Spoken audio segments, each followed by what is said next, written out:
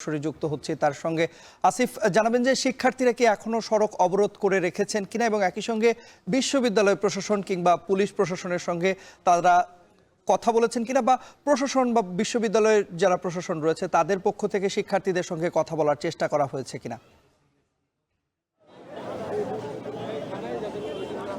তন্ময়, যেই ব্লকেট কর্মসূচিটি অর্থাৎ নতুন বাজার ব্লকেট কর্মসূচিটি যেটি পালন করছে ইউনাইটেড ইন্টারন্যাশনাল ইউনিভার্সিটির শিক্ষার্থীরা, সেটি কিন্তু সকাল 8টায় শুরু হলেও কিন্তু সেই কর্মসূচিটি এখন বেলা বাড়ার সাথে সাথে কিন্তু এখনও অব্যাহত রয়েছে এবং কর্মসূচিটি এখনও চলছে।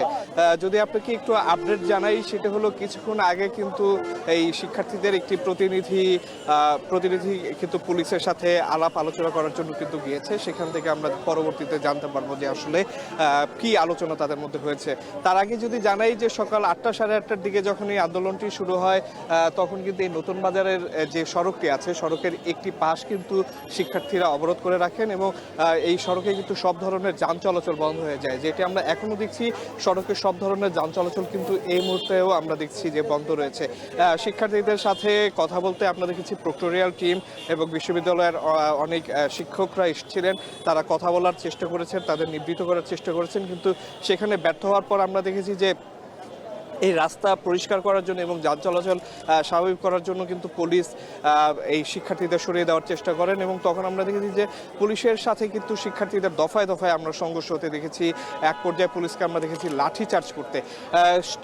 যখন এই লাঠিচার্জ বা এরকম সংঘর্ষ হয়, তখন কিছুটা সময়ের জন্য যান চলাচল স্বাভাবিক হলেও আমরা পরবর্তীতে দেখি যে শিক্ষার্থীরা আবারও সড়কে অবস্থান নেন। তারা সড়কের মাঝখানে শুয়ে কাফনের কাপড় গায়ে দিয়ে কিন্তু আমরা দেখেছি তারা অবস্থান নেন এবং যে অবস্থানটি তারা এখনো ধরে রেখেছেন এবং এখনো কিন্তু যে এই সড়কটি আছে, অর্থাৎ নতুন বাজার যে সড়কটি আছে, তার একটি পাশ কিন্তু আমরা দেখছি যে এখনো অবরুদ্ধ আছে। এবং শিক্ষার্থীরা যেটি বলছেন 12টার দিকে ব্রিফিংয়ে যেটি তারা বলেছেন যে তাদের দাবি আদায় না হওয়া পর্যন্ত তারা তাদের যে অবস্থানটি আছে সেই অবস্থানটি ধরে রাখবেন এবং নতুন বাজার ব্লকেট কর্মসূচিটি অব্যাহত থাকবে। এবং তারা বলছেন যে প্রয়োজন হলে এবং তাদের দাবি মানা না হলে তারা কিন্তু সম্পূর্ণ ঢাকায় আগামীকাল ব্লকেট কর্মসূচি পালনের ঘোষণা দিতে পারেন বলেও কিন্তু আসলে তারা হুঁশিয়ারি দিয়েছেন। তো নতুন বাজার এলাকা থেকে এই ছিল আমার কাছে সর্বশেষ। তন্ময়।